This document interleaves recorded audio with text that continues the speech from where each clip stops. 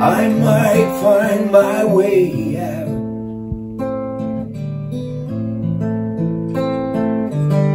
One path leads to sacrifice, one path leads to shame,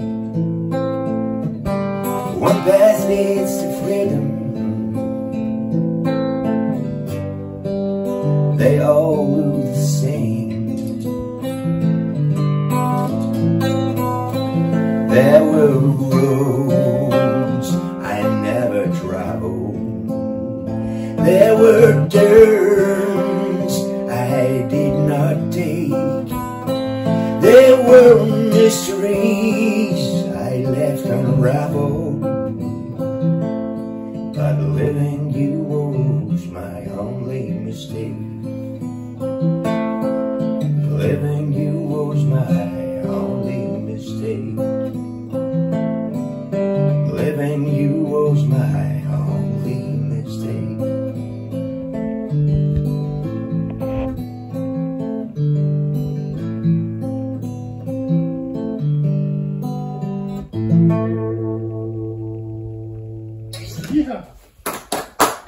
Bravo. Bonjour messieurs, aujourd'hui je suis ravie et émue d'accueillir sur Tribune Libre le poète et le survivaliste Francis Lalanne et Piero San Giorgio. Bienvenue. Est-ce que c'est pas un peu un pléonasme même? Poète et survivaliste. J'ai eu peur qu'il allait dire La Belle et la Bête. Hein. Peut-être qu'il y a de ça. Moi je pense que le survivalisme et la poésie se ressemblent, je pense. Et bien justement, c'est ma première question qui est assez simple. Qu'est-ce qui vous rapproche? La recherche de la vérité et surtout, je pense, la recherche de ce qui s'approche le plus de l'étincelle primale. Enfin, je parle sous ton contrôle. C'est-à-dire que, en fait, pourquoi on crée? On crée parce qu'on ressent une émotion et que, une fois qu'elle a été ressentie, on a besoin de la partager. Et comme tout se passe en nous, il faut extérioriser cette émotion. Et donc, on va avoir recours à la peinture, on va avoir recours à l'écriture, bref. Mais on va se heurter à quelque chose qui est insurmontable. C'est que on n'atteindra jamais la pureté de l'émotion qui nous pousse à le faire. Et on tend vers ça en utilisant des méthodes de réflexion, d'investigation, d'écriture, ce qu'on appelle le techné en grec. Et en fait, qu'est-ce on cherche à faire? On essaye de se rapprocher au maximum de l'émotion pure qui nous a poussé à vouloir la partager. Et on n'y arrive bien sûr jamais totalement. Mais pour ça, on a recours à des artifices, on a recours à des moyens, etc., etc. Et je pense qu'en fait, cet état qui nous conduit à vouloir reproduire quelque chose d'unique, c'est ce qui nous fait survivre, en fait. C'est ce qui nous aide à survivre. Parce que c'est ce qui nous fait nous rapprocher en permanence, ou chercher à nous rapprocher en permanence de l'émotion primale, de la vérité. Pour moi, l'émotion primale, c'est la vérité. Enfin, je sais pas. Ah, c'est vrai que nous, tu sais, l'être humain est un être fantastique avec à la fois une partie émotionnelle, une partie peut-être irrationnelle, qui, moi, je trouve fantastique et riche, mais aussi une partie cérébrale, rationnelle, réfléchie.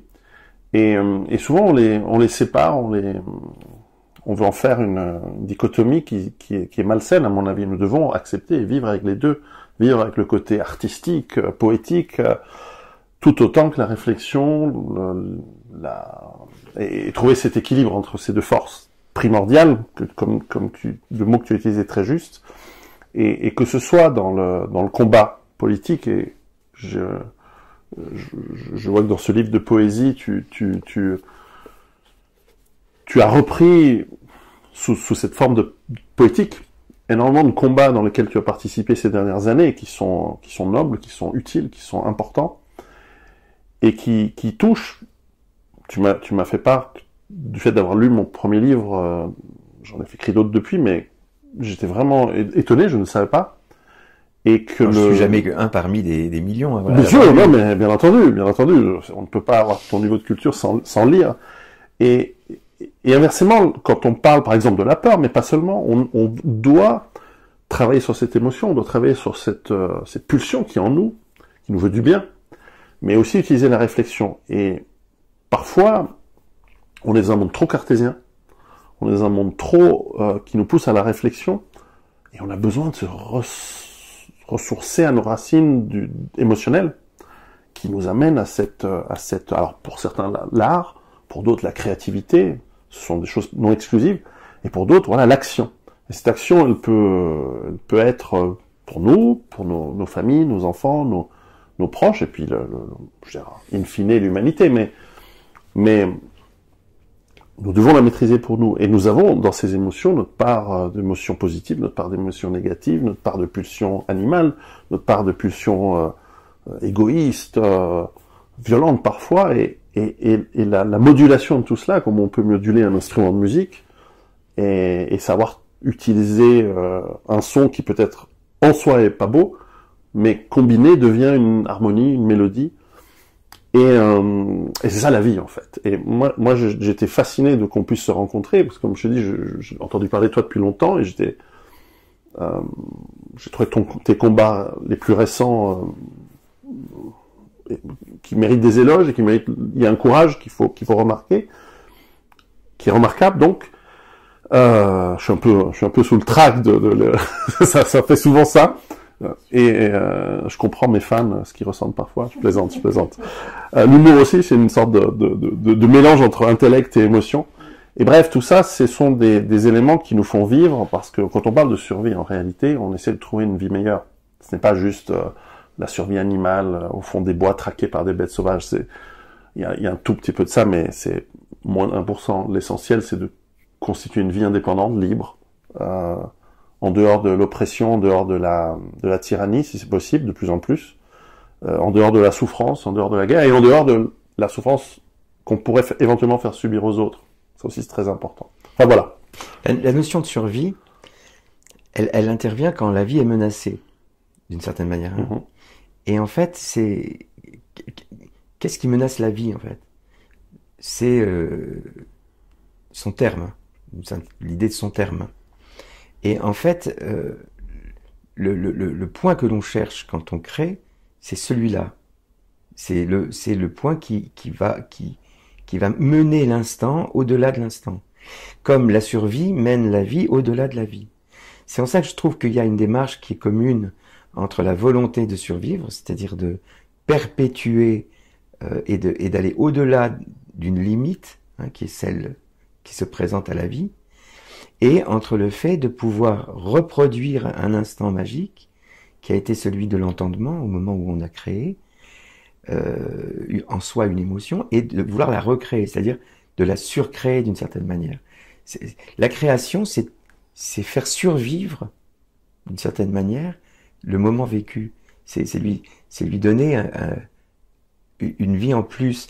Je crois que c'est Zulawski qui disait que le cinéma, en fait, n'avait qu'une vertu, c'était de conserver l'image de nos morts. Et un poème, c'est une manière de conserver un instant mort, au-delà de sa vie. Je vois beaucoup de points communs entre ce qu'on appelle la survie et ce qu'on appelle la poésie, ou la création, hein, de manière générale. Cette action qui nous pousse à projeter la vie au-delà de la mort, et de le faire dans l'existence, c'est-à-dire de pouvoir en être témoin, de pouvoir le partager comme on le partage là. C'est pour ça que j'ai jamais voulu séparer l'action poétique de l'action politique, parce que on peut pas se contenter de dire Faucon Yaka et rester assis dans son fauteuil. Et je pense que c'est pareil pour toi. Mmh. Tu t'en tiens pas à tes livres. Il y a des conférences, il y a la pédagogie que tu vas mettre dans l'explication de tout ce que tu as trouvé, au sens poétique du terme, trouver, hein. Trovare. Le troubadour, c'est le trouveur, celui qui trouve, hein, en occitan. Et On disait pas créer à cette époque-là, on disait trouver. Le trouveur, c'est le pendant du chercheur. La posture scientifique, c'est celle de la recherche. Mais le poète, il est très, comment dire, il a l'outrecuidance, lui, de vouloir trouver et pas de vouloir chercher. Lui, il se projette dans la finalité, directement dans la finalité. Je trouve, pas je cherche. Et moi, je ne me sens pas, alors c'est peut-être outrecuidant, mais moi, je ne me sens pas du tout un chercheur. Je me sens un trouveur. Parce que tant que j'ai pas trouvé, je ne suis pas poète. Voilà. D'ailleurs, vous êtes deux passionnés du langage. Que pourriez-vous dire de l'évolution du langage, notamment aujourd'hui en Occident? Je pourrais t'en parler peut-être précisément déjà en parlant de ma langue, la langue française. Mais là aussi, je parle sous ton contrôle, mais il me semble, pour vous voyager beaucoup, que quelles que soient les langues modernes, elles vont et elles sont précipitées par la société de la peur vers l'appauvrissement, pas vers l'enrichissement. La société de la peur a besoin de tout appauvrir, a besoin de réduire les connaissances, a besoin de réduire la possibilité d'exprimer ce qu'on ressent. Et on voit bien dans nos sociétés qu'on n'apprend plus aux enfants à écrire, on leur apprend plus à lire, on leur apprend plus à dire. Et petit à petit, le spectre des mots utilisés se réduit. Il se réduit de plus en plus. La langue s'appauvrit. J'étais frappé de la manière dont elle s'appauvrit dans les pays anglo-saxons. Parce que prenons l'Angleterre, par exemple. On sait très bien que la langue anglaise a beaucoup plus de mots de vocabulaire que la France, que la langue française. Et ben, quand on est en Angleterre, on s'aperçoit que les Anglais, qui ont un outil beaucoup plus performant que le nôtre, hein, que la langue française, ben, ils connaissent pas plus de mots en moyenne que les Français moyens. C'est-à-dire que les mots dont on se sert, qui sont souvent les mots qui servent à commercer, hein, les mots les plus usuels possibles, matinée de mots d'argot qui sont là pour briser le langage et pas toujours pour l'enrichir, ben le nombre des mots utilisés se réduit. Mmh. Et se réduisant, les gens ne pouvant exprimer tout ce qu'ils ressentent avec des mots, ben, se mettent à sombrer dans la frayeur. Enfin, je ne sais pas ce que tu en penses. Oui, Orwell en parlait brillamment dans son livre d'anticipation, enfin qui n'était pas censé être l'anticipation, mais un avertissement, 1984, avec cette idée de novlangue, Newspeak. Et les mots permettent les concepts. Au début était le verbe, disait Saint Jean, je crois, sauf erreur, dans l'Évangile. Le monde existe par notre représentation, disait Schopenhauer. Dans la Genèse. Dans la Genèse, c'est ça, c'est dans la Genèse, je crois. C'est juste, c'est juste. Et en tout cas, si le monde est une représentation de ce que nos sens et notre cerveau en font, nos concepts et nos idées ne peuvent exister que par les mots. Et ça, c'est souvent instinctif, et pas toujours compris, mais ceux qui nous veulent du mal le comprennent très très bien. Et si déjà Orwell, en 1947, quand il écrivait 1984, c'est ça, oui, s'en rendait compte, c'est que cette inspiration ne lui est pas venue de rien. Il a travaillé avec l'intelligence britannique, il a été à la guerre d'Espagne, il avait déjà le pressentiment de ce qui était en train de se tramer, parce que la domination est un sport vieux comme le monde, malheureusement. Et aujourd'hui, on a la technologie qui se met par-dessus. Et je suis curieux de voir comment l'intelligence artificielle, par exemple, qui n'est que... une connaissance artificielle. Voilà, qui ne sont que des systèmes experts, comme on les appelle en informatique, et j'en ai entendu parler depuis que je suis petit. Dans ma famille, mon père était dans l'informatique, donc j'ai pu en accéder à ces embryons de systèmes experts à l'époque. Il n'y a pas beaucoup d'intelligence dedans. Il y a beaucoup d'artificiel. Mais il y a beaucoup de connaissances. Mais beaucoup de connaissances et de rapidité. Il ne faut pas confondre l'intelligence et la connaissance. Exactement. Et beaucoup de rapidité de calcul qui permet effectivement de faire des transcriptions de texte, même des traductions. Et je découvre ces systèmes, par exemple, de traduction automatique, parce que je travaille beaucoup en anglais. C'est ma langue peut-être la plus utilisée pour moi, ce qui explique mon français qui est un peu... Très bien, très bien. C'est gentil, mais c'est vrai que ma langue natale est l'italien. A posto. La mia lingua materna è italiana, and I work in English all of my life. Et donc, peu de gens se rendent compte que l'anglais est une langue incroyablement riche. Il suffit de lire Shakespeare, mais qui le fait dans le texte, chez nous, malheureusement. C'est plus enseigné à l'école. Il y a 2 fois plus de mots de vocabulaire dans la langue anglaise que dans la langue française. Et elle nous permet une richesse de concepts et d'expressions.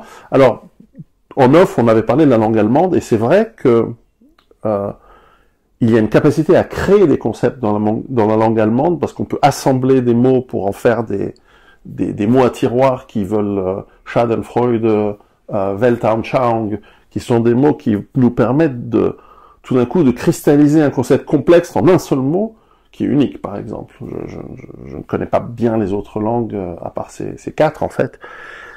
Mais c'est fascinant. Et la linguistique, et pour ça je salue notre, hélas, vieux ami qui se déperd un petit peu dans ces histoires de Covid, qui est Noam Chomsky, qui pourtant avait fait un travail à la fois extraordinaire dans la dénonciation des méfaits de l'Empire américain.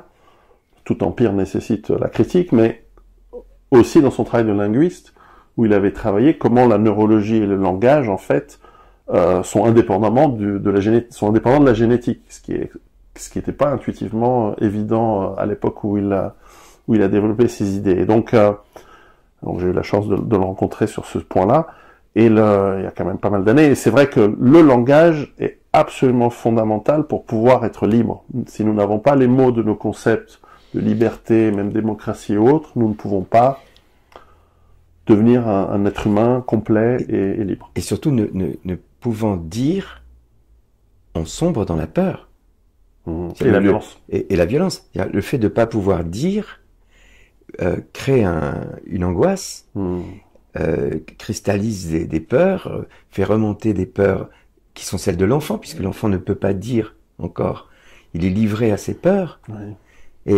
Et en même temps, ce qui est effrayant, alors pour le coup, c'est de voir que une langue mise à la disposition d'un peuple ne lui sert plus ne lui apporte plus ce qu'elle devrait lui apporter, c'est-à-dire le pouvoir de s'extraire de la peur, justement, par le pouvoir de s'exprimer. En français, c'est moins spectaculaire qu'en anglais, je trouve. Parce que la langue anglaise offre des possibilités que la langue française n'offre pas. En fait, il y a pratiquement dans la langue anglaise un mot pour chaque chose. Prenons le mot, le verbe aimer. Oui. En français, on aime sa mère, on aime le boudin, on aime jouer, on aime dormir, on aime manger. En anglais, aime sa femme, on aime ses enfants. Voilà, on aime. Pas la même chose. C'est pas pareil, mais pourtant c'est le même mot. En anglais, par exemple, you like chocolate, you love your mother, and you adore God. Et du coup, quand vous dites I adore chocolate, là vous êtes déjà en situation de poésie, oui. Puisque vous allez déplacer un mot qui est affecté normalement à l'adoration divine, vous allez l'affecter au chocolat. Donc vous allez faire à ce mot qui n'est pas destiné cette fonction-là. À cette fonction-là, vous le déplacez, vous lui donnez une autre fonction, et donc là vous créez un espace dans le langage que vous ne pouvez pas créer si vous n'avez pas cet outil à votre disposition. Or, qui est même drôle, comme la langue anglaise permet de le faire. Oui, puis en anglais, vous pouvez rajouter I do love my mother, I do like chocolate, I do adore God, c'est peut-être un peu trop, mais ce que je veux dire, c'est que, en fait, ce qui est intéressant dans la langue, c'est quand elle nous permet de placer le mot dit au-delà de ce qu'il dit, mais au-delà de ce qu'on veut lui faire dire. En fait, le langage est une arme à double tranchant, parce qu'il y a rarement dans ce qu'on dit ce que l'on veut dire. Je donne un exemple. Si je vous dis, tu sais, mon vieux, plus je te fréquente, moins je supporte les cons. Est-ce que c'est gentil ou est-ce que c'est méchant? Hein? Plus je te fréquente, moins je supporte les cons. A priori, bah, ça peut être gentil, ça peut être méchant, parce que qu'est-ce qui va nous donner la réponse à cette question? C'est le contexte, c'est qu'est-ce qui s'est passé avant, qu'est-ce qui s'est passé après, mais pas ce que les mots disent, parce que ça peut vouloir dire t'es tellement con que plus je te fréquente, moins je les supporte, ou t'es tellement intelligent que plus je te fréquente, moins je peux supporter de fréquenter des cons. Ça veut dire exactement l'une de ces deux choses ou l'autre. Voilà. Et ça, c'est très important de le savoir. Parce qu'on ne peut pas s'en tenir aux mots. Il faut briser le langage, il faut recontextualiser en permanence le langage, il faut expliquer ce qu'on dit au moment où on le dit, il faut faire l'effort d'aller chercher la langue partout où elle nous permet de trouver une information à donner à l'autre. C'est ce qu'on fait plus, parce que maintenant on est dans des mots qui sont des sacs, des fourre-tout, qui servent à tout, donc qui servent à rien. Et du coup, maintenant, on ne se parle plus quand on se parle. Soit on s'agresse, soit on... Mais le mot dit, hein, en deux mots, hein, c'est vraiment c'est la malédiction du mot dit pour le coup. Il ne dit plus rien. Et donc, je crois que notre rôle à nous, ton rôle d'écrivain, mon rôle de poète, c'est de faire en sorte qu'ils se remettent à dire quelque chose. Et pour ça, il faut briser le langage. Voilà. J'ai une petite question qui me vient, c'est que je t'avais découvert quand j'étais très jeune avec cette magnifique chanson que tu avais composée pour ce film, je crois que ça s'appelait Le Passage, qui traitait si je me souviens bien, du thème de l'amour et de la mort. Eros et Thanatos. Exactement. Et d'ailleurs, comme on aime le grec, oui. D'ailleurs pour le verbe aimer en grec ancien se décline au moins en 6 verbes différents oui. qui différencient l'amitié, l'amour filial, l'amour des dieux, l'amour charnel et passionné, et l'amour qu'on peut avoir envers la patrie, la nation, ou même encore l'amour des enfants.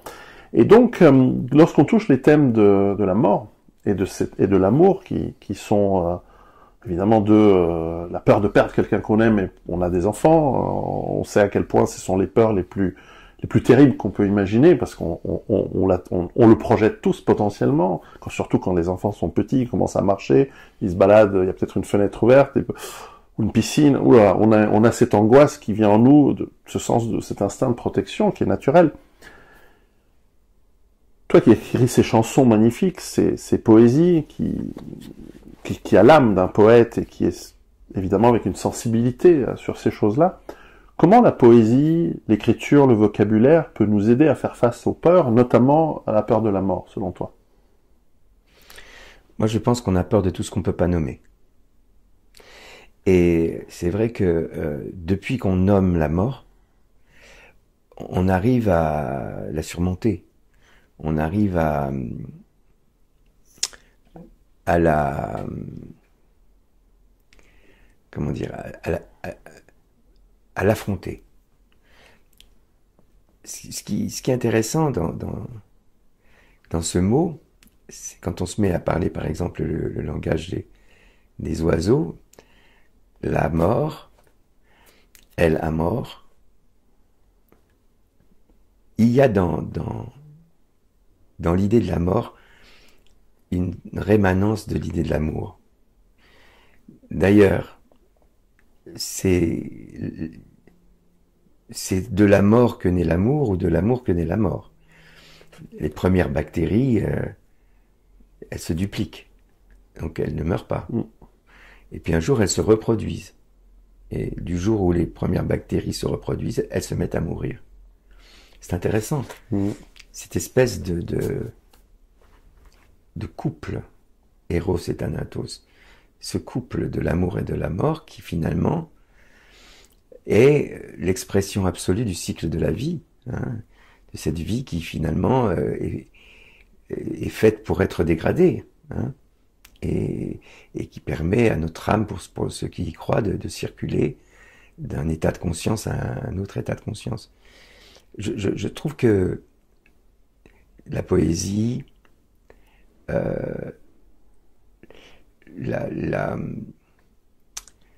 l'expression de nos peurs passe par le langage. Et en fait, je pense que plus on arrive à dire et à mettre des mots sur ces émotions, hein,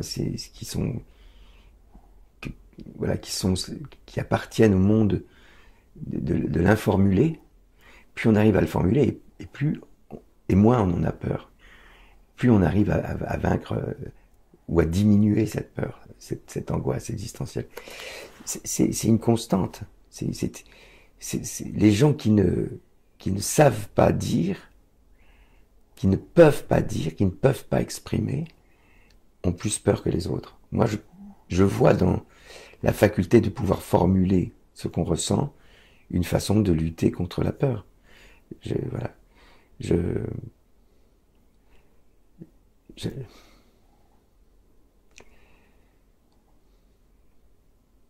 C'est comme un face-à-face entre deux miroirs, en fait.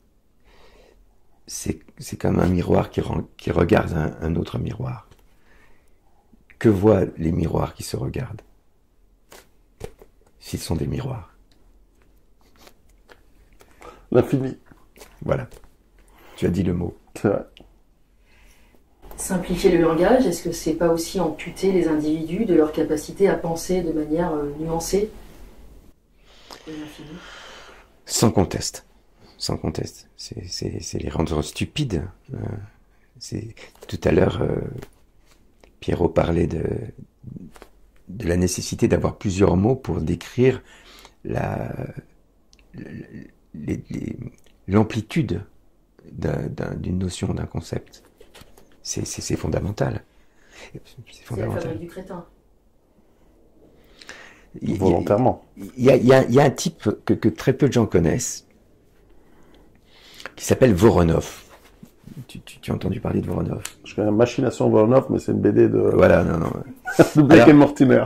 Qui était Voronov? Alors Voronov est un type qui, à l'époque de nos parents et grands-parents, pour moi, mais enfin bref, il a trouvé à un moment donné pour les vieillards bobocrates qui n'arrivaient plus à avoir d'érection, il avait trouvé un système qui consistait à leur greffer des testicules de singes, de bonobos, de babouins, enfin je ne sais pas. Et donc il greffait des testicules de singes à nos vieillards qui retrouvaient une vigueur sexuelle. Et il a gagné énormément d'argent en faisant ça. Tout le monde se bousculait, si j'ose dire, dans son cabinet pour se faire transformer l'appareil génital. Et puis un jour, il y a eu un problème, une opération qui a mal tourné, un gars qui est resté, enfin bref, il y a eu des mauvais bruits sur son business et il a été ruiné. Voilà, je vous raconte un petit peu qui est ce monsieur parce qu'en fait, on ne se souvient absolument pas de lui pour ses travaux-là, et puis ça a été abandonné, hein, cette histoire. Voilà, ça a duré un temps, mais il a gagné beaucoup d'argent et puis après, ça a été plus compliqué pour lui. Mais alors, je vous parle de lui parce que ce garçon a écrit un livre. C'est pas un des plus grands auteurs de l'histoire du monde, hein. Mais il a écrit un livre que j'ai lu et qui est un très bon livre et qui s'appelle Du crétin au génie. Et où il nous explique en fait qu'entre la construction psychique et la structure même psychique de ce qu'on peut appeler un crétin et un génie, il n'y a pas de grande différence en fait. Mmh. C'est ce qui fait un génie n'est pas très différent de ce qui fait un crétin. C'est d'ailleurs pas différent du tout. C'est un petit peu la même. Un génie et un crétin, ils pensent de la même manière et ils sont dans la même configuration psychique selon Voronov. Et c'est très bien expliqué dans son livre.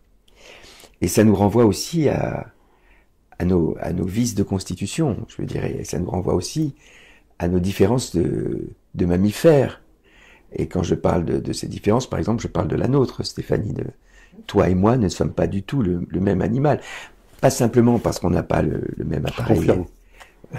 Pas simplement parce qu'on n'a pas le même appareil génital, pas simplement parce que tu ovules tous les mois et que moi j'ovule toutes les heures, mais aussi parce qu'on n'a pas le même cerveau. Toi, tu vois les couleurs d'une certaine manière, moi d'une autre. Ce que tu vas voir plutôt orange, moi je vais le voir jaune. Ce que tu vas voir plutôt bleu, je vais le voir vert. Enfin, il y a toutes ces différences entre nous, hein. Mais la principale différence, c'est qu'on n'a pas le même cerveau. Et ça, c'est le professeur Israël qui l'a très bien démontré dans ses travaux sur le cerveau gauche et le cerveau droit. En fait, il a démontré que chez la femme, il y a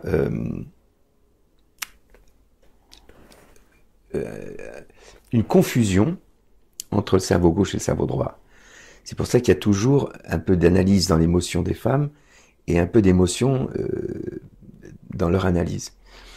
Et il y a confusion. Chez l'homme, c'est séparé, la partie de l'analyse et la partie de l'émotion. C'est pour ça que on est très différents. C'est-à-dire que les hommes ont une facilité finalement à pouvoir isoler l'émotion et l'analyse que n'ont pas les femmes. C'est pour ça qu'on n'est pas du tout les mêmes animaux. C'est pour ça que nous, par exemple, on a une vision comme ça à 180 degrés, alors qu'une femme aura plutôt une vision devant elle. C'est pour ça que nous, les 3/4 du temps, on ne voit pas ce qu'on a devant le nez, sous le nez. Et voilà. Ce que je veux dire par là, c'est que toute forme d'expression de la constitution générique des choses, que ce soit au niveau de la physiologie, au niveau de l'intellect, au niveau je dirais tout simplement, de la configuration charnelle de l'être humain, tout ça est quelque chose qui nous perturbe en permanence, qui perturbe nos relations en permanence. Et on ne nous apprend pas que nous sommes perturbés par tout ça. On ne nous apprend pas, finalement, à être conscient de ça. Et c'est à l'origine des 3/4 des problèmes qu'il y a entre les êtres humains. C'est qu'ils ne savent pas, en fait. C'est comme quelqu'un qui arrête de fumer, il pense qu'il est malade. Il ne sait pas que le grand maximum de l'accoutumance physiologique d'un fumeur de nicotine, c'est 15 jours, allez, 3 semaines à tout casser, mais qu'au-delà, ce qui va lui manquer le plus, c'est le geste. Son sang ne lui réclame plus la nicotine depuis un moment. C'est l'accoutumance comportementale, gestuelle. Voilà. Mais si tu expliques à quelqu'un qui s'arrête de fumer, qui n'est pas malade, qu'au bout de 3 semaines, il n'est plus en manque physiologique, franchement, ça va l'aider. Il va moins avoir peur, il va se sentir davantage capable d'affronter tous les manques que lui occasionne l'arrêt de la cigarette. Reste une question. C'est les enfants des patients de Voronov grimpent-ils très très bien aux arbres? Eh bien, tu vas nous écrire un livre là-dessus. Les enfants de Voronov. Les enfants des patients de Voronov. Patients de Voronov. Parce que Voronov n'a pas essayé sur lui. Coquin. Pour en revenir à l'idée que, par exemple, un homme et une femme sont assez différents, donc le relativisme, l'idée que tout se vaut, finalement, c'est une erreur, c'est s'éloigner du réel. Complètement. Ah, oui. Et puis le cortège des réactions en chaîne issues de nos différences devrait au contraire nous attendrir. Et on devrait beaucoup moins s'en vouloir de nous affronter. On peut pas vivre... C'est une... Sans parler de l'aspect sexuel, parce que ce serait pas trop facile, mais quelle magnifique combinaison que l'homme et la femme, quelle magnifique harmonie quand ça fonctionne. Et même quand ça fonctionne pas, c'est enrichissant en réalité si on a un peu si on est capable de mettre la distance. Et Dieu sait que c'est pas facile. Mais quelle incroyable complémentarité, quelle incroyable beauté dans la différence de ce que l'homme et la femme peuvent apporter, ne serait-ce que dans une famille et dans l'éducation de leurs enfants. L'homme n'apporte pas les mêmes choses que la femme.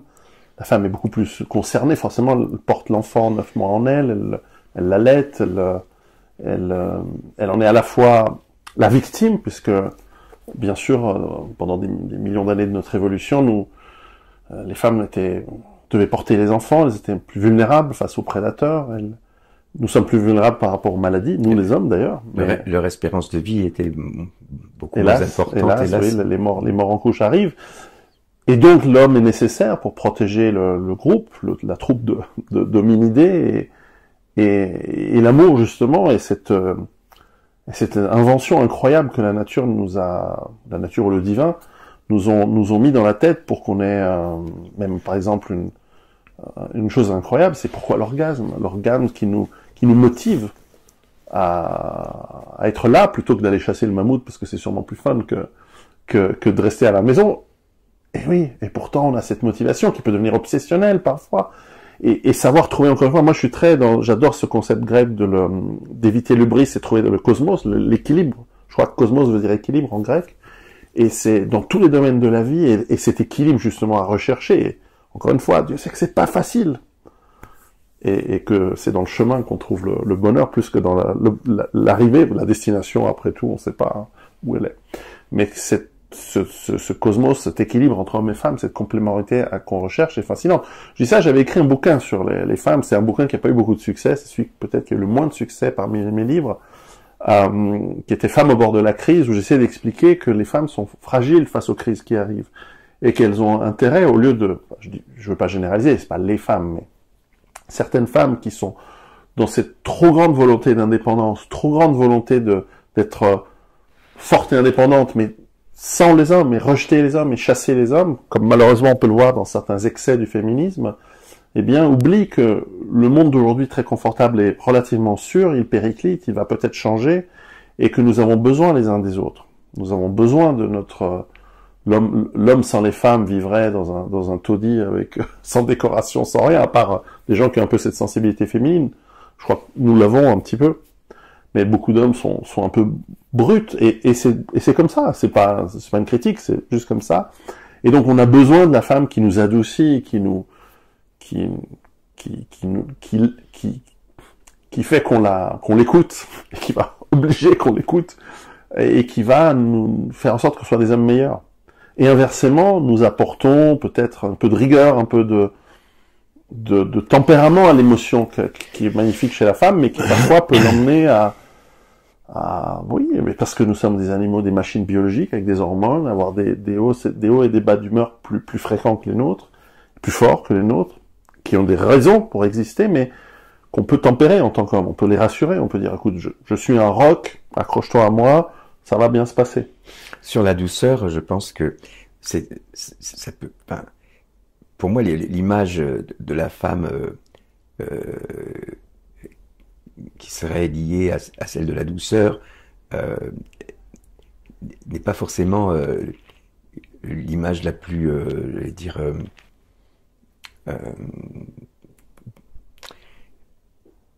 qui représente le mieux forcément la femme, comme l'image de l'hystérie qui provient du mot utérus et qui serait l'apanage des femmes n'est pas non plus tout à fait pertinente. Ce que je veux dire, c'est que tous les éléments qui composent la nature humaine et qui vont de la douceur à la violence, en passant par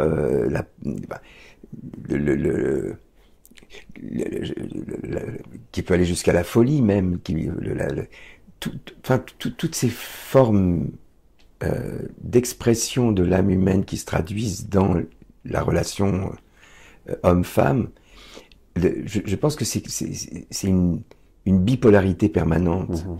Et elle ne peut exister que si on accepte le principe des différences. Ces différences, d'ailleurs, n'étant pas toujours les mêmes. Il y a des femmes violentes et des hommes doux. Mais en fait, ce qui est très important, c'est que la femme soit différente de l'homme.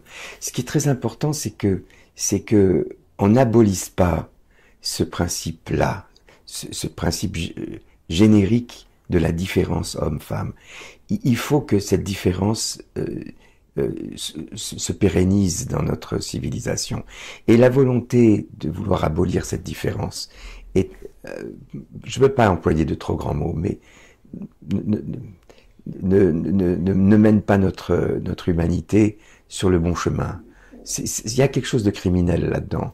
Et surtout quand on veut aujourd'hui imposer cette vision à nos enfants. Je trouve que là, on a atteint un point de non-retour. Moi, je suis d'accord avec tout le monde.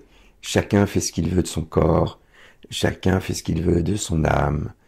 Je n'ai rien à dire là-dessus.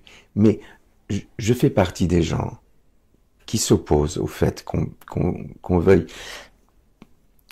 créer une humanité unilatérale, une humanité non genrée, quoi. Vous voyez, il y a voilà. Il y a dans la langue française d'ailleurs qu'il n'y a pas de genre féminin et masculin. Ça c'est une perversion abominable. Hein, oui, ce même problème, on le trouve pas en Asie, par exemple. Mais parce que ça n'existe pas. C'est d'ailleurs ce qui nous conduit aujourd'hui à cette catastrophe qui s'appelle l'écriture inclusive. Il n'y a jamais eu dans la langue française de genre masculin et de genre féminin. Ça, c'est une invention de l'école de Jules Ferry, de la Troisième République, avec toutes les horreurs qu'a inventé la Troisième République pour dresser les gens les uns contre les autres. Hein. Mais il y a toujours eu dans la langue française un genre neutre et un genre marqué. D'ailleurs, je veux dire, je suis un homme, mais je suis aussi une personne. Est-ce que je dois dire demain que je suis un personne parce que je suis un homme et que un serait le genre masculin et une le genre féminin? Non, non. Quand on parle français, on doit savoir que cette invention féminin-masculin, ça n'existe pas. Ça existe dans les rimes. Et ça a toujours existé dans les rimes. Mais ça n'a jamais existé dans la langue française. Il y a des rimes masculines et des rimes féminines. Et alors, le paradoxe, c'est que c'est la rime féminine qui a un appendice supplémentaire. Hein, et la rime masculine qui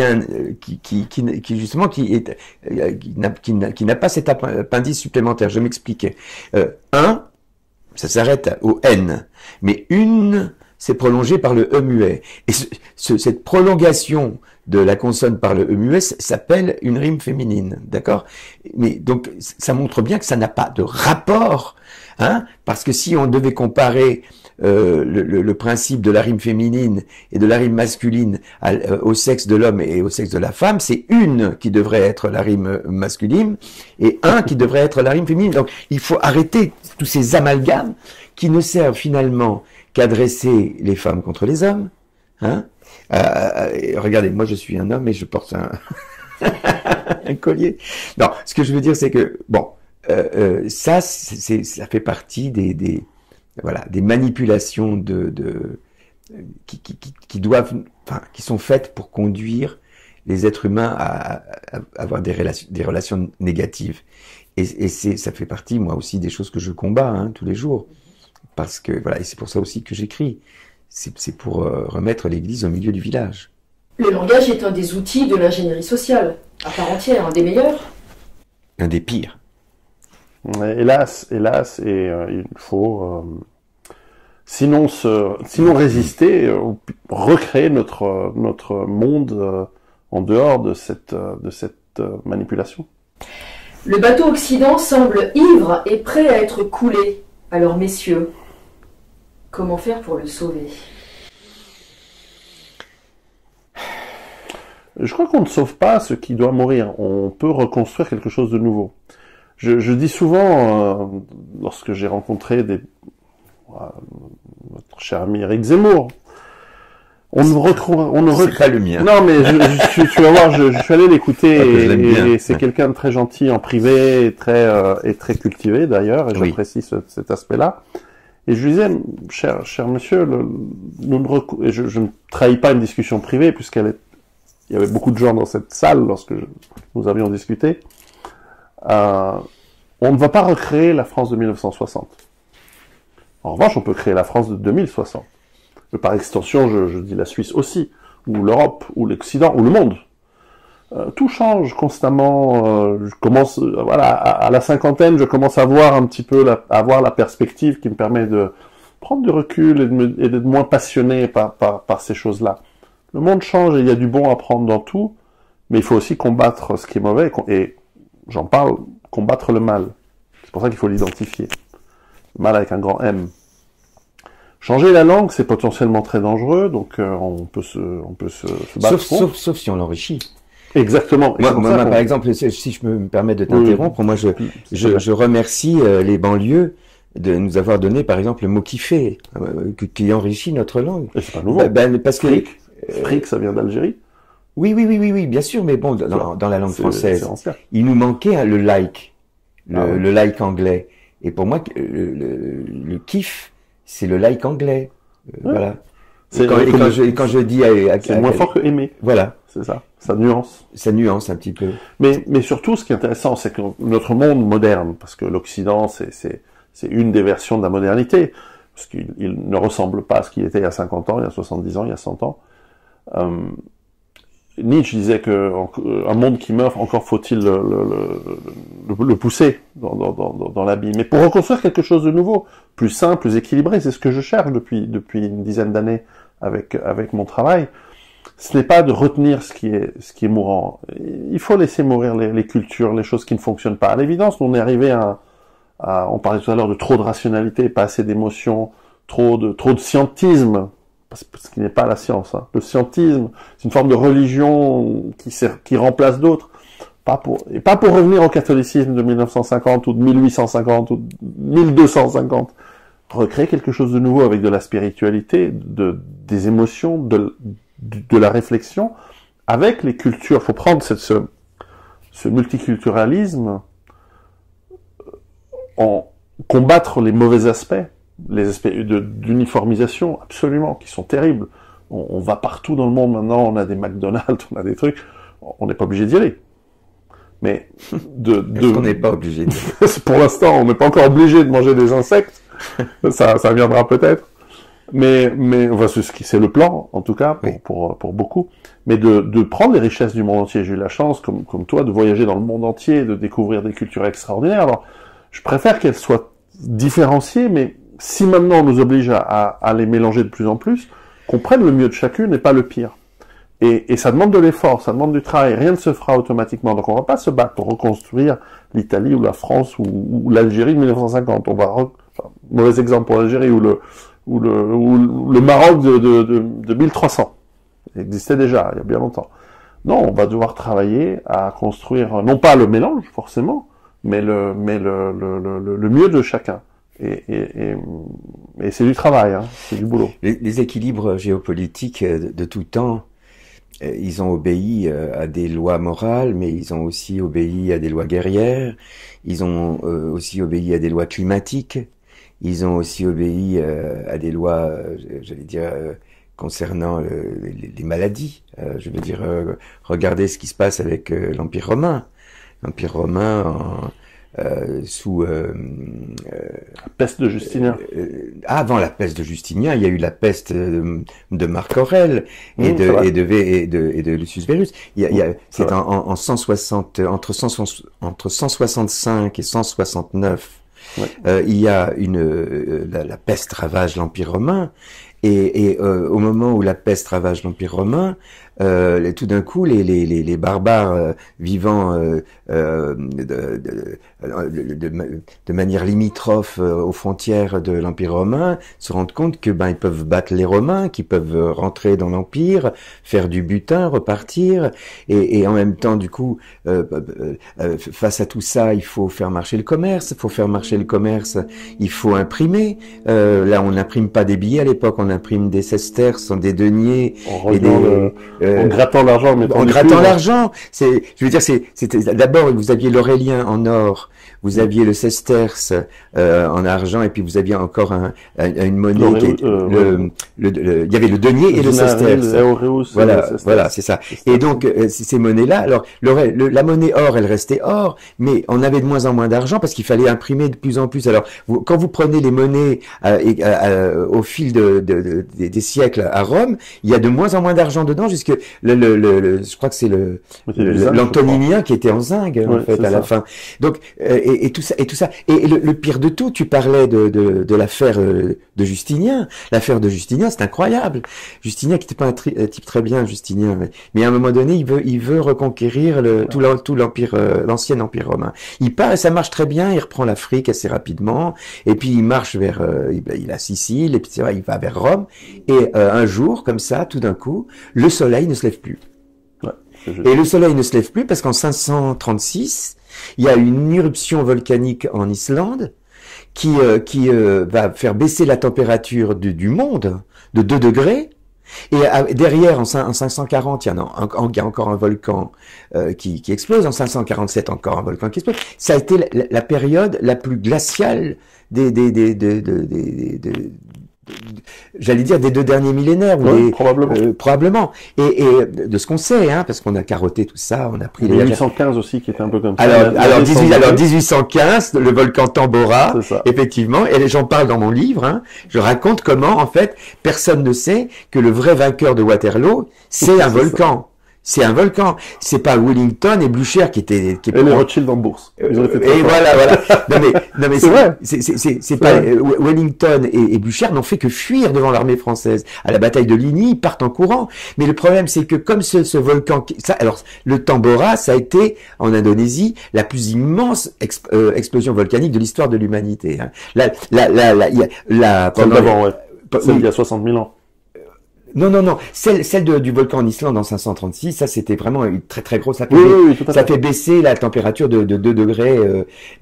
Ça détruit les récoltes. C'est ce que tu veux dire, ça détruit les récoltes. Tout. Je ne vais pas te couper. Mais pardon, excuse-moi. Mais celle de 1815, hein, c'était en avril 1815, et Waterloo c'était en juin. Et en 3 mois, toute la stratosphère est recouverte. L'Europe connaît une année sans été. Il n'y a pas d'été. La Chine connaît la sécheresse, la mousson passe en Europe, l'Antarctique tout d'un coup, ça ouvre des voies qu'on ne connaissait pas, on a pu explorer l'Antarctique. La conquête de l'Ouest, c'est à cause du volcan Tambora, parce que les terres deviennent arides, alors il fallait chercher des terres qui partent à l'Ouest et voler les terres des Indiens. Enfin, et même, je dirais même, Mary Shelley a écrit Frankenstein. Parce que dans la villa où il venait avec Lord Byron passer l'été, il a plu pendant tout l'été, ils se sont fait chier pendant tout l'été, et du coup ils ont fait que gratter du papier. Il a écrit Frankenstein. C'est hallucinant ce qu'un volcan peut déclencher. Voilà. Alors toutes ces donc juste pour Waterloo, il a plu pendant tout le mois, c'est-à-dire que Napoléon, lui, gagnait toutes ses batailles par la puissance de son artillerie légère, c'est-à-dire l'artillerie à cheval. C'est-à-dire que c'était comme un capitaine d'équipe de foot, il allait du front droit au front gauche et il faisait bouger ses canons et les gars savaient plus. Et d'ailleurs c'est comme ça qu'il gagne à Austerlitz, il met ses canons sur le plateau de Pratzen et du coup il oblige les Autrichiens à s'enfuir sur les lacs gelés, il tire à boulet rouge sur les lacs gelés, il anéantit. Bon. Mais là, à Waterloo, les Anglais fuient, mais on peut pas balancer l'artillerie pour les terminer. Donc, les Français n'en peuvent plus, les généraux n'en peuvent plus, ils en ont marre de courir après des gars qui fuient, et à un moment donné, ils font des conneries, ils donnent la cavalerie, mais les chevaux s'enlisent parce qu'il y a de la boue, donc les Anglais tirent au pigeon sur les chevaux arrêtés, enfin, c'est n'importe quoi. Mais tout ça pour vous dire que le plus grand empereur, le plus grand guerrier du monde, a été vaincu par un volcan. Et c'est ça que je voudrais dire, c'est que tu parles de la fin de l'Occident, mais si ça se trouve, regarde tout ce qu'on a vécu. Le climat se modifie, obligeant les gens à migrer. Les crises économiques changent les équilibres dans les échanges entre les pays. Les maladies bref, c'est pas. Je pense que nous devons accepter. Et nous devons lâcher prise par rapport aux grands mouvements géopolitiques qui nous dépassent et qui ne sont pas le fait de l'activité humaine proprement dite, mais le fait de la façon dont l'activité humaine va gérer la vie du monde. Et la vie du monde, c'est pas que la volonté humaine qui en décide. Un simple volcan peut changer la vie du monde. On dit, je crois, je ne sais plus dans quelle culture, mais je l'ai entendu dans plein d'endroits, on dit l'homme fait des plans, Dieu rit. Et moi, je suis pas forcément dans le mysticisme, forcément, mais c'est vrai que le travail le plus important est au fond celui qu'on fait sur nous-mêmes, parce que nous, comme le pensaient les stoïciens, au moins nous-mêmes, qui on est, comment on réagit aux choses, ça on peut le contrôler. Tandis qu'effectivement qu'un volcan, on l'a vécu il y a quelques années avec ce volcan islandais qui nous a pourri les voyages en avion. Et mes collègues étaient, je me souviens, j'avais ma petite entreprise, tous mes collègues et mes employés étaient coincés aux États-Unis, ils ne pouvaient plus revenir en Europe. Ils ont dû faire des cheminements impossibles, très chers. Mais enfin, on peut en revanche travailler sur comment on réagit aux choses, comment on voit les choses de manière positive. On rate un rendez-vous, on divorce, on a une catastrophe personnelle, c'est triste, on a les émotions, on les gère. Et on rebondit. Et parfois on fait des conneries. Et parfois parce que bon, là, on va pas reparler du Covid, mais pardonnez-moi de reparler de Rome, mais par exemple aux alentours de 251 à peu près, l'empereur en fonction, c'était Caracalla, je crois, et il construit des thermes. Lui aussi, il n'était pas très sympa. Non, il n'était pas très sympa, mais il construit des thermes. Alors c'est là, et donc il y a cette espèce de religion de la propreté qui s'empare des Romains, qui ont besoin de tous se laver dans les thermes, qui sont des gigantesques thermes, extraordinaires, magnifiques. Mais tout le monde, avec ses microbes, vient se tremper dans la même eau. L'eau n'est pas traitée, on ne sait pas ce que c'est qu'un microbe, on ne sait pas ce que c'est qu'un virus. Et à ce moment-là, se répandent des maladies qui se seraient jamais répandues sans les thermes.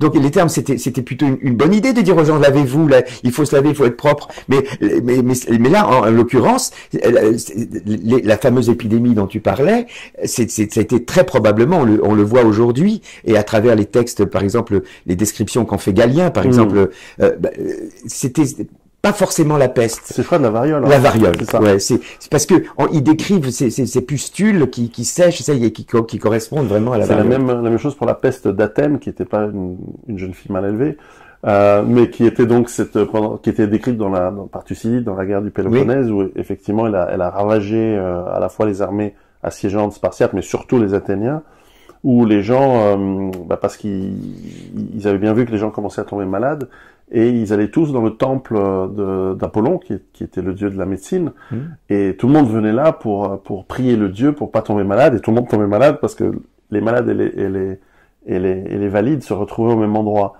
Et voilà, c'est malheureusement comme ça qu'on apprend, c'est par la difficulté, par les drames, mais c'est très juste d'avoir ce recul face à même quand c'est vrai qu'aujourd'hui être complotiste c'est plutôt bien vu, puisque nous sommes en avance de 6 mois sur la réalité et sur l'actualité. Néanmoins, il faut faire attention de ne pas tomber dans le complotisme pour le plaisir du complotisme et pour le plaisir de penser avoir raison avant les autres. Il faut avoir toujours voilà, c'est ce mélange d'instinct, d'intuition qui nous fait dire là on est en train de nous arnaquer, mais aussi de raison, de réfléchir et de ne pas aller dans le fantasme qui nous incapacite. C'est juste comme mot en français. Qui nous rend... J'aime bien incapacite. Inventons le mot incapacite. Inventons ce mot. On a besoin de mots, on a besoin de mots. Incapacitate. Inventons des mots. Qui nous immobilise et qui nous rend... qui nous met dans l'immobilité.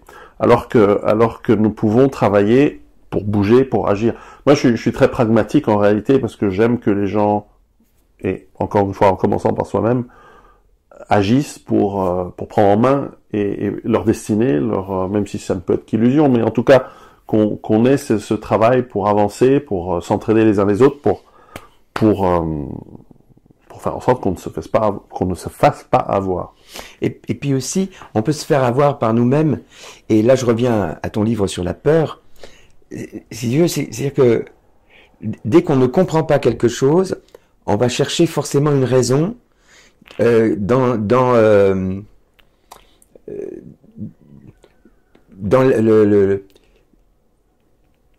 l'imagination. Je pense par exemple, voilà, la peste arrive à Rome avec le triomphe du consul qui ramène l'Apollon aux cheveux longs du temple qui a été détruit au terme de la campagne qui a été menée par les Romains. Et les gens vont dire, on a brûlé ce temple, on a enlevé la statue d'Apollon, on l'a ramené, on a humilié les dieux, et les dieux nous punissent. Si on, voilà, j'ai l'impression, non mais, si on pouvait éviter, là, maintenant, au XXIe siècle, de penser comme ça, ce serait bien. Et j'ai l'impression, enfin, le sentiment que j'ai quand j'écoute BFM, parce que je peux même plus le regarder, mais des fois on l'entend, quand on prend un petit déjeuner dans un hôtel, hélas, et qu'on peut pas faire fermer la télé. J'ai l'impression qu'on en est toujours là, quoi. Ça suffit, quoi. On est au XXIe siècle. Donc votre credo, c'est de dire aux gens, soyez souverains. Instruisez-vous. Allez chercher l'information. Trouvez la vérité. Faites-vous une idée par vous-même. Ne répétez pas ce qu'on vous dit à la télévision. Ça, c'est mon credo. Pensez par vous-même. Je le dis à mes enfants, tout le temps. S'il y a un truc qui vont se souvenir de moi, c'est ça. Je crois vraiment dans le réfléchir par soi-même. C'est vraiment important. D'ailleurs, Piero San Giorgio, comment va la Suisse aujourd'hui?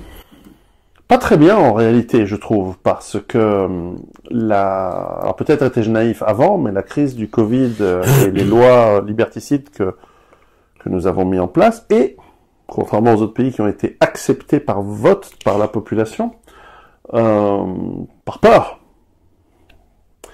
et avec pas mal de manipulation des médias et de sophismes jouant sur la peur et la crédulité malheureusement de la population, parce que la population a voulu bien faire, on a voulu ne pas contaminer les autres, on a voulu vraiment suivre et faire le bien autour de nous. Mais la population s'est rendue compte qu'elle s'est fait avoir, hélas après le vote, puisque 60% de la population suisse a entériné les lois, car en Suisse avec la démocratie directe, nous devons accepter les lois que le gouvernement, fussent-elles des lois d'urgence, propose et met en place, donc nous les avons malheureusement acceptées. Ça, c'est le problème de la démocratie quand elle va pas comme dans ton sens. Mais aujourd'hui, ça a changé. Les gens se sont rendus compte qu'il y a eu mensonge, ils se sont rendus compte qu'il y a eu falsification de données, se sont rendus compte que nous avons suivi des plans qui n'étaient pas préparés à l'avance comme ceux que nous avions. Nous avons également, enfin, cette prise de conscience que l'État ne veut pas du bien. Et ça, c'est une nouveauté en Suisse. Une nouveauté qui choque énormément la population. Alors, on verra bien comment ça évolue, mais certainement pour beaucoup on s'est aussi retrouvé dans ce confinement et puis ensuite dans tout le psychodrame qui a suivi avec ces piqûres de produits expérimentaux qui sont bientôt à leur terme, en tout cas au niveau du contrat, puisque ça se termine je crois en juin 2024. On s'est rendu compte qu'on a bizarrement quelque chose qui a augmenté la mortalité. Il y a énormément de crises cardiaques chez les jeunes, de cancer fulgurant, et les statistiques nous montrent, parce que les assureurs en Suisse sont une part importante de l'économie, c'est un grand pays d'assurance, sont pas très contents de voir 40% d'augmentation de la mortalité, parce qu'ils doivent payer. Et donc c'est une anomalie statistique absolument phénoménale, impossible à expliquer. Et donc des enquêtes sont en cours. Néanmoins, si notre devoir citoyen est bien sûr d'aller chercher les coupables, à l'échelle de l'individu, encore une fois, il faut accepter nos erreurs et travailler pour nous renforcer pour que la prochaine fois on se fasse pas avoir. Et j'ai trouvé que, notamment, puisqu'on parle de poésie aujourd'hui, Francis m'a fait part d'un poème qui m'a beaucoup plu dans ton recueil de poésie que peut-être tu peux nous lire. Il y a je vais te le lire, mais si tu permets, il y a un poème dans mon livre qui redit en vers exactement tout ce que tu viens de dire et que j'avais dédié à mon ami, mon regretté ami Olivier Soulier. Et si tu veux, je ne peux pas résister là parce que j'ai envie de faire écho à ce que tu viens de dire. Ils ont eu beau nous dire que leurs injections nous immuniseraient de manière totale, sans effet secondaire, sans suite létale et protégeaient autrui contre la transmission. Nous savons à présent que leur affirmation était fausse, que leurs injections sont fatales, et beaucoup la prendront d'une façon brutale en perdant qui des proches, qui des relations. Sans parler, bien sûr, de la prolifération du virus qui s'aggrave, au contraire, et s'étale, et des séquelles sociales et comportementales que cette pandémie laisse aux populations. Chacun peut constater aujourd'hui à défaut, et preuve en main, que ce qui fut dit était faux. Bilan de cette sombre manipulation, la surmortalité, la chute des naissances, chaque effet secondaire qui monte en puissance et dont le nombre aussi est en augmentation. Notre espèce à présent menacée d'extinction, le monde programmé pour son obsolescence, les droits du citoyen tous en déliquescence et la conscience humaine en pleine perdition. Pourquoi donc fallait-il qu'ainsi tout se dégrade et suive aveuglément cette voie rétrograde? Eh bien, ils nous l'ont dit à la télévision, saturant les esprits des mots que l'on y grave. Il fallait, laissons-leur cette ultime illusion, protéger nos anciens contre les formes graves. Cette illusion aussi, quand le moment viendra, quittera les esprits. Qui vivra, le verra. Ouais. Merci beaucoup. Et donc, le poème dont tu parlais, en fait, je te l'ai lu parce que je voulais faire honneur à ton livre. Mais la première strophe est magnifique, je trouve. Et pas les autres, alors?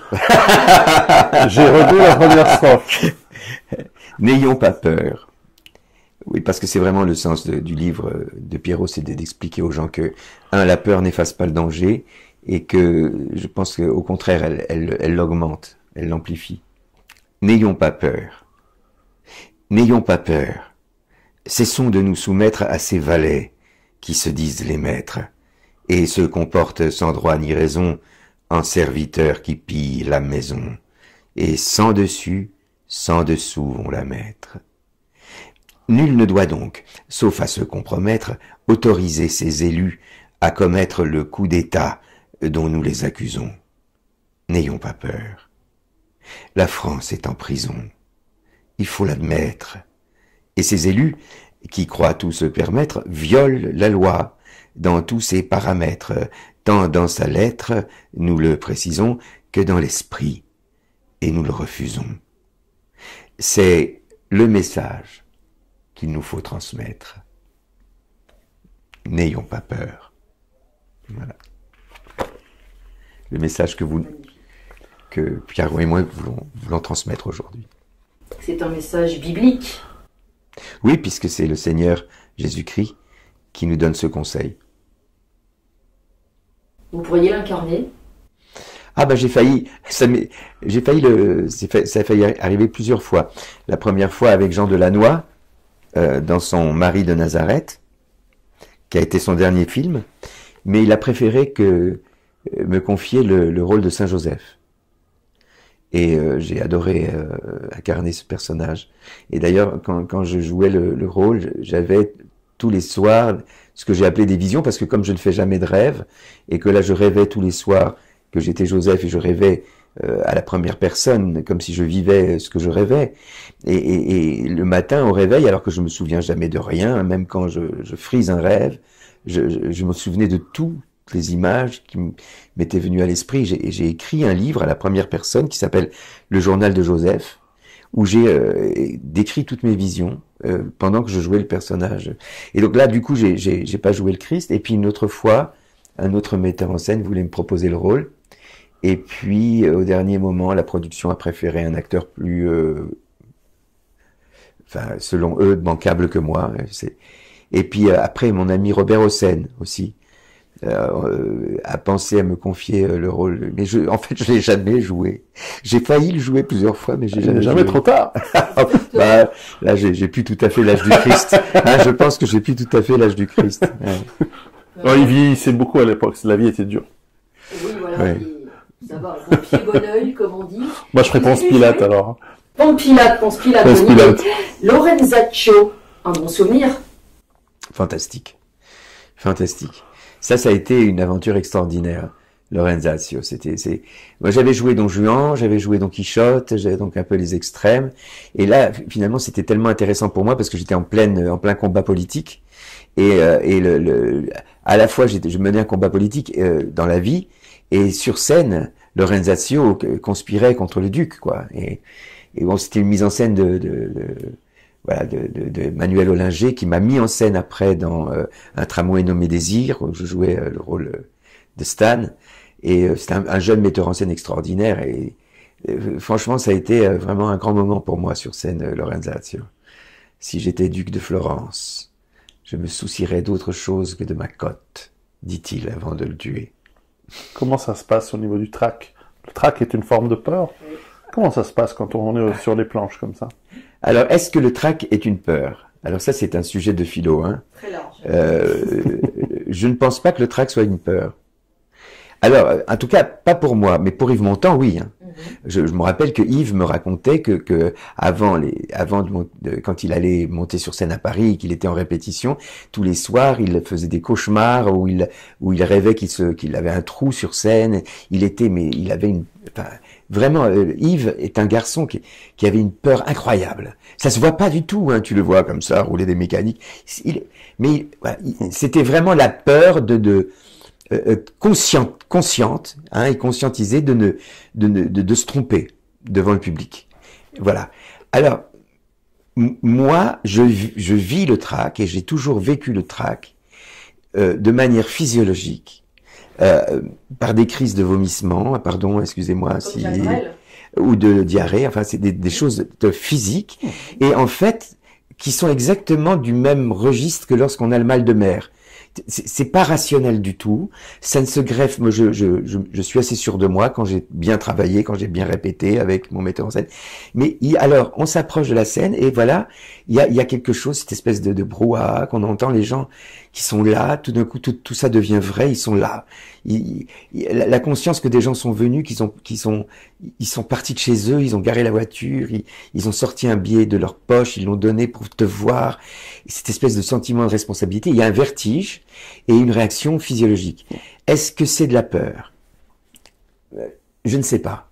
Parce que, en fait, ça ne s'oppose pas au fait que je sois sûr de moi. Et comme je suis un acteur... Les réactions que tu décris sont exactement des réactions physiologiques de la peur. De la peur. Alors on va dire que non, mais c'est intéressant. C'est un peu de la sémantique. Hein, non, mais tu réponds à ma question. Donc c'est physiologiquement de la peur. Tu sens des battements, le cœur un petit peu augmenté. Bien sûr. Le souffle qui... le vertige, les pâleur peut-être même du visage. Ah, ça c'est sûr. C'est pour ça qu'on se maquille d'ailleurs. Mais il y a un très beau texte de Jean Richepin qui parle de ça, qui dit mesdames et messieurs, c'est comme un fait exprès, rien ne marche.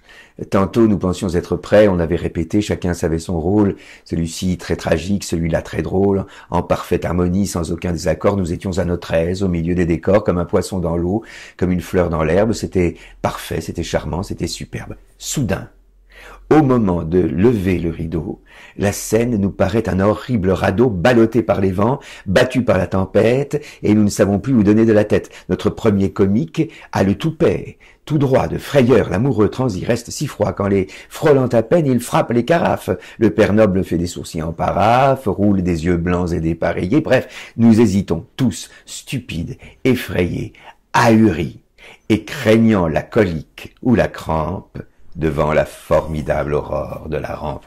Ah, lorsqu'on est là pour la première fois, près d'affronter ses yeux braqués, et sous le poids de ce silence affreux qu'il faut bien que l'on trouble, on regarde ce gouffre en tremblant, on voit double, on voudrait fuir, se taire, et ne plus se montrer, on sent là comme un chat qui ne veut pas rentrer. Que faire cependant? Il faut lever la toile. Ah, comme on resterait volontiers sous ce voile, mais le public murmure, déjà fait, ah, il faut se dépêcher. Alors un brouhaha s'élève, on crie, on court, on s'appelle, on se cherche, on embrasse un montant, on enlace une perche, on se serre la main en tombant dans les trous, on pleure dans le sein des pompiers qui sont doux, on passe son pourpoint en guise de culotte, on oublie sa perruque au fond de sa calotte, on se colle une barbe au front avec orgueil et l'on se met du rouge avec le doigt dans l'œil. Voilà, c'est un petit peu Il voilà. décrit ces symptômes. C'est des symptômes, mais conscientiquement, en conscience en tout cas, je ne me dis pas que j'ai peur. Je sais que je suis en état de faire mon travail, de bien le faire. Je ne me dis pas que je risque de mal le faire. C'est vraiment, comme il dit, on est sur un radeau ballotté par les vents et on a un vertige, comme quand on a le mal de mer, en fait. Voilà. Et est-ce que tu as développé des rituels pour te lancer juste avant d'entrer en scène qui font que ça passe? Le premier rituel, c'est de prendre des antispasmodiques. Voilà. C'est un rituel de la chimie élémentaire. Bon, et puis après, bien évidemment, la pratique de la méditation, de la contemplation, la prière aussi, et puis le partenaire. C'est-à-dire que moi, ce qui m'a le plus guéri du trac, c'est le trac du partenaire, parce que comme je suis empathique, quand je vois mon partenaire qui est dans un état de fragilité, mon premier réflexe, c'est de le soutenir, c'est de le protéger, c'est de l'aider, etc. Et donc, du coup, j'oublie mon propre trac. Voilà. Formidable. L'empathie, en fait, est un bon remède contre le trac. En parlant de textes classiques, comment va votre cheval de Troie européen, cher Francis? Eh bien, mon cheval de Troie européen se construit et nous avons une réunion samedi entre plusieurs grands groupes citoyens constitués pour envisager la constitution d'une liste unique. Et ça, c'est mon combat depuis tellement longtemps que je vis ce moment comme une fête. Et j'espère vraiment que nous y arriverons, parce que si tous les citoyens et tous les souverainistes se rassemblent sous la même bannière, je pense que nous allons déclencher un raz-de-marée politique, comme la France en a besoin pour faire un pas vers la démocratie. Vous auriez un message assez bref à envoyer à monsieur Florian Philippot? Je lui ai écrit. Je lui ai écrit parce que j'ai lu dans un tweet qu'il a fait qu'il considère que son mouvement est le seul à œuvrer dans ce sens. Donc manifestement, il n'était pas informé du travail que nous faisons, nous les citoyens non encartés. Hein. Et je lui ai dit qu'effectivement, s'il était vraiment sincère dans ce qu'il disait, ben, il faudrait qu'il m'appelle le plus vite possible afin que nous discutions justement d'une mise en commun de nos ressources humaines. Très bien. Et de nos ressources tout court d'ailleurs. Absolument. Piero San Giorgio, comment va votre base autonome durable? Ben, elle sort de l'hiver. À 1000 mètres d'altitude dans les montagnes, les hivers sont parfois rudes. Cette année, c'était un hiver plutôt doux, mais ça arrive souvent. Et j'attends la fin du risque de gel pour planter la récolte de l'année prochaine. Ce qui sera la récolte de cette année, j'espère. On a commencé à préparer le terrain. Enfin bref, le sain travail physique de celui qui aime la terre, celui qui aime travailler et enrichir cette terre qui nous fait vivre. J'y suis en plein dedans. Donc là, cette semaine parisienne a fait que j'ai les mains propres, sans terre, mais je vais les remettre dedans dès lundi. Et puis voilà, les choses se passent bien. Cette autonomie et cette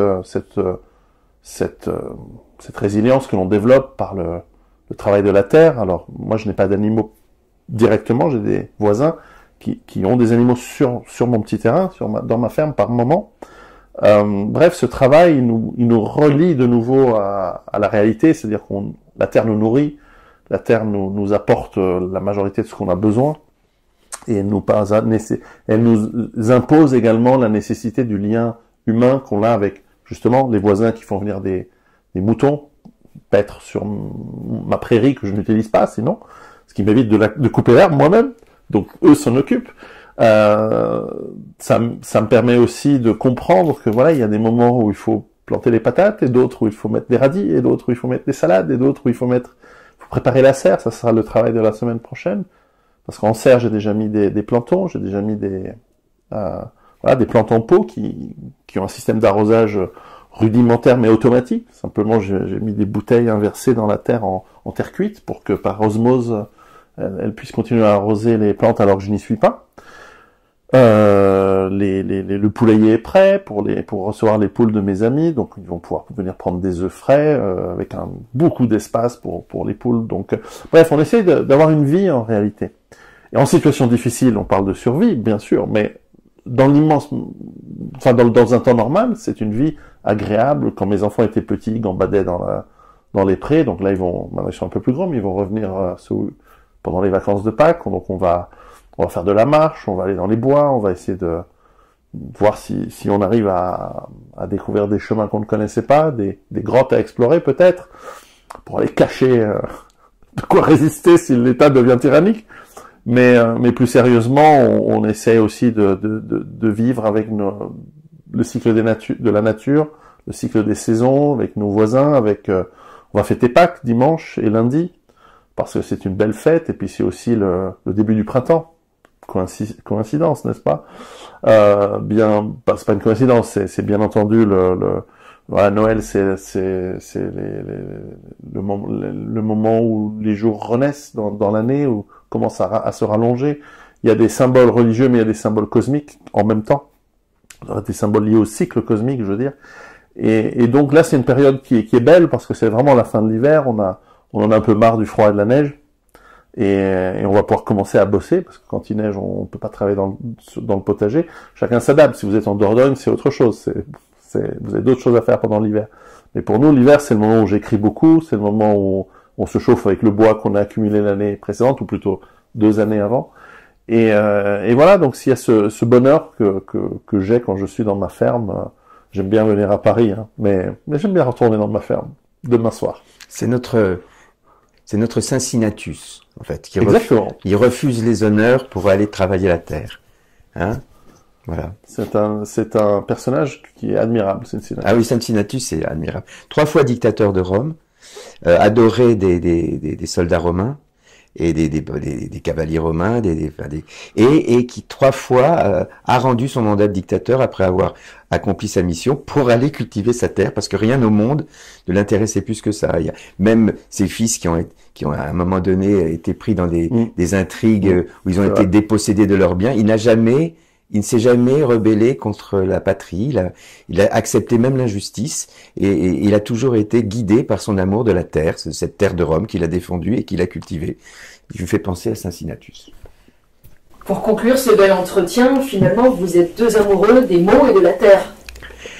Oui. Et pas que, mais sans doute ça en tout cas. Oui, mais les mots et la terre, j'aime bien, moi.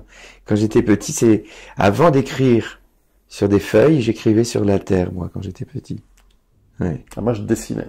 Pour mes enfants, on allait à la plage, à Oléron, qui sont des grandes plages de sable, et on passait des journées entières à dessiner des animaux avec un petit bâton sur les plages, et il y a ce côté un peu mandala, où la mer va de toute façon tout emporter, et donc les enfants rigolaient parce que qui me demandait de faire un lapin, et puis on jouait à reconnaître.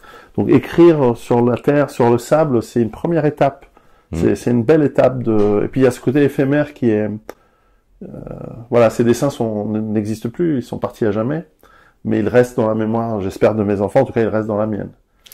Comme dans la chanson de Noir Désir, le vent l'emportera. Belle chanson. Magnifique. Merci beaucoup, messieurs. Merci à toi, Stéphanie.